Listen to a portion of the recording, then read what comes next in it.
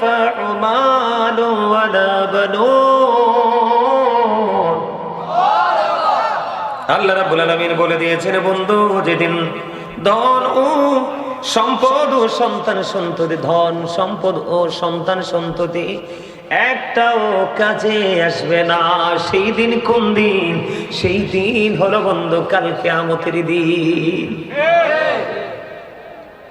যেই দিন আপনার ধন সম্পদ সন্তান সন্ততি একটাও কাজে লাগবে না। আহারে হতভাগা পিতা মাতারে, যেই সন্তানের জন্য তুমি জীবনকে কুরবানি করে দিলা, এই সন্তান তোমার জীবনে ওপারে কঠিন সময়ে কোনো কাজে লাগবে না।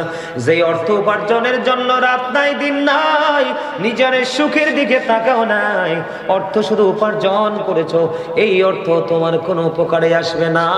আল্লাহ রাব্বুল আলামিন পরের আয়াতটা কত মজার দেখেন।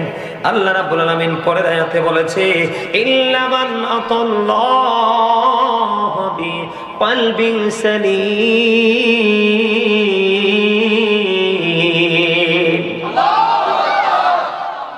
আল্লাহ রাব্বুল আলামিন, এই যে আমার সামনে কোরআন, আল্লাহ রাব্বুল আলামিন বলেছেন, তবে সে ব্যতীত যে আল্লাহর কাছে বিশুদ্ধ অন্তর নিয়ে আসবে।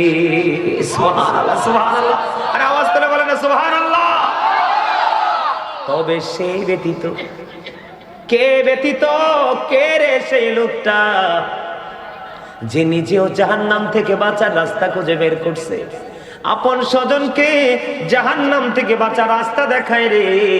ওই যে একটু আগে বললাম হাদিস শরীফটা, আদিবু আওলাদাকুম আলা তালাতি খিসালিন হুব্বি নাবিকুম হুব্বি আহলি বাইতিহি ওয়া আলা কিরাতিল কুরআন।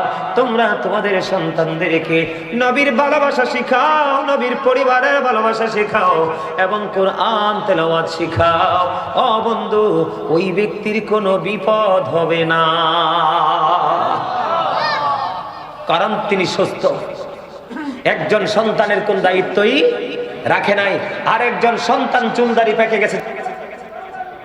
আল্লাহ রাব্বুল আলামিন বলে দিয়েছে, আমার দিকে তাকান। আল্লাহ রাব্বুল আলামিন বলে দিয়েছে, এদিকে তাকান। ওমা, হ্যাঁ ওইখানে কি তাবারুক? মিয়া ভাই, যারা তাবারুকের দায়িত্বে আছেন ঝগড়া করেন না, আওয়াজটা এখানে আসে। তাবারুক ফালায়া সবাই চলে আসেন। আপনাদের উচ্চ আওয়াজ এই মাহফিলের আদব খেলাবের জন্য যথেষ্ট। কথা কয় না? ভুল বলছি? আচ্ছা, আপনারা কি তাবারুক খাইবেন না ওয়াজ খাইবেন? আলহামদুলিল্লাহ, তাবারুকের দরকার নাই তো। আরে বাবারে, thank you very much, you are great. আলহামদুলিল্লাহ বলেন। এইরকম ফিলিংস নিয়ে ওয়াজে আসবেন, তাহলে তাবারুকও মিলবে, জান্নাতও। আর যদি টিপ টিপ করে ভাবেন, আল্লাহ গো, গাজী সাহেব কখন বইছে, সারা না কিল্লাই বিরিয়ানি নিতাম, তাহলে এটাও হবে না, ওটাও হবে না, আখেরাত তো পাবেনি। কথা বলেন ঠিক না বেঠে? আল্লাহ রাব্বুল আলামিন কি বলে? আল্লাহ বলে যে, join with my dear people, come to my paradise. আল্লাহ বলতেছেন, ফাদখুলি ফি ইবাদি ওয়াদখুলি জান্নাতি। আমার প্রিয় লোকেদের সাথে যুক্ত হও আর আমার জান্নাতে চলে আসো। মাহফিলে বসা, মসজিদে সবার আগে যাওয়া, আলেমরা ডাকলে কাছে আসা, তাদের ইনস্ট্রাকশনকে আপন করে গ্রহণ করা, এটা তাদের ভালোবাসার নমুনা। এই জন্য আবার আল্লাহ বলে দিয়েছেন, আমার প্রিয় লোকেদের সাথে প্রেমের বন্ধন তৈরি করো আর আমার জান্নাতে চলে আসো। ডাকটা দিছে কে? কোনো সন্দেহ আসেনি? তাহলে হুজুরদেরকে ভালোবাসলে লাভ আসেনি? হুজুরদের মায়ের খেলে লস আসেনি? হুজুরদের মায়ের খেলে লস আছে? আছে? নাই নাই নাই। আল্লাহ রাব্বুল আলামিন বলেছে, পৃথিবীতে আমার যত বান্দা আমি পাঠিয়েছি, এই বান্দাগুলোর মধ্যে আমি আল্লাহকে যদি সত্যিকার অর্থে ভয় করে থাকে তারা আলেমরা।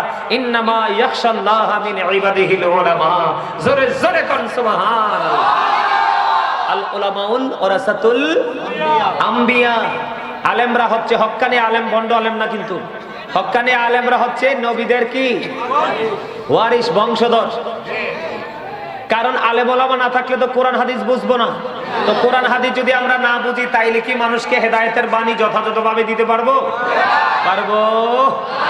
এবার আসেন বন্ধু, আমি যেটা বলতে চেয়েছিলাম, ওই বাবা সুস্থ, যে বাবা আজান দিলে মসজিদে মাহফিলের সময় বন্ধু মাহফিলে, দুনিয়ার কাজের সময় দুনিয়ার কাজে, দুনিয়ার শিক্ষা দেওয়ার সময় বন্ধু দুনিয়ার শিক্ষা দেয়, আখিরাতের শিক্ষা দেওয়ার সময় আখিরাতের শিক্ষা দেয়। ওইটা হলো সুস্থ মানুষ রে, সুস্থ বাবা, সুস্থ মা, সুস্থ ভাই, সুস্থ দাদা, সুস্থ চাচা।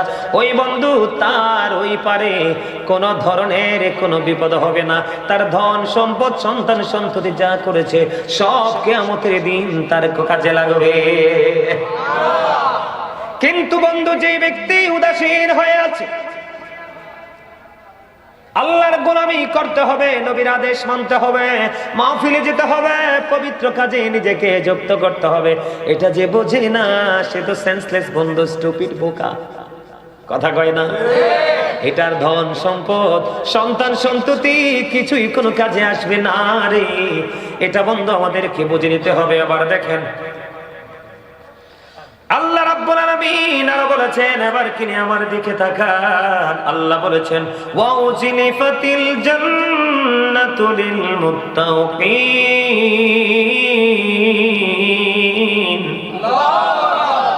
জান্নাত সাবধানীদের নিকটবর্তী করা হবে।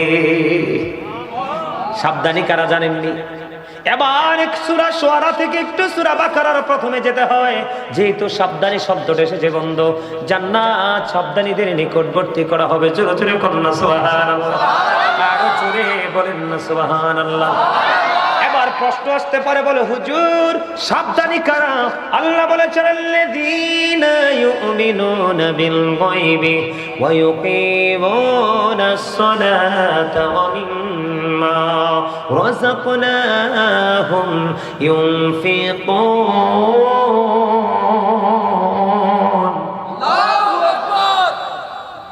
আল্লাহ বলেছে সাবধানীদের নিকটবর্তী করা হবে জান্নাত। তার মানে যারা আজকে গাজী সুলাইমানের কথা শুনছে এবং আরো যারা বলেছিলেন তাদের কথা শুনেছে, জীবন ভর আলেমুল আমার কথা শুনবে রে, তারাই হলো বন্ধু সাবধানী।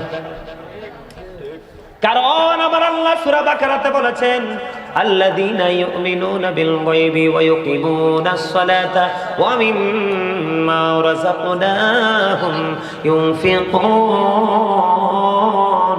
আল্লাহ বলেছেন সাবধান ওরাই কারা যারা অদৃশ্য বিশ্বাস করে, সালাত কায়েম করে, আল্লাহ রাব্বুল আলামিন যে সম্পদ দৌলত দিয়ে দৌলত থেকে যারা দান করে।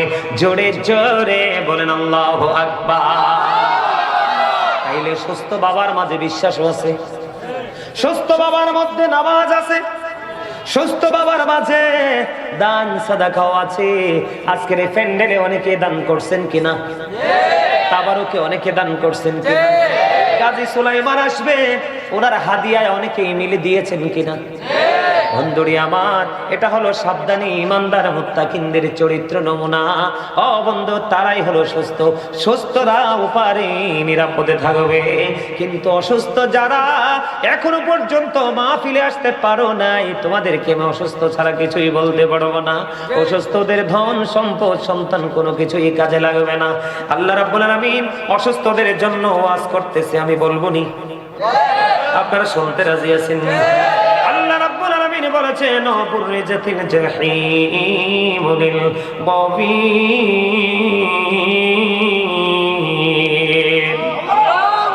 দুজক প্রকাশিত হবে অবাধ্যদের জন্য। ও বন্ধু, দুজক প্রকাশিত হবে কার জন্য?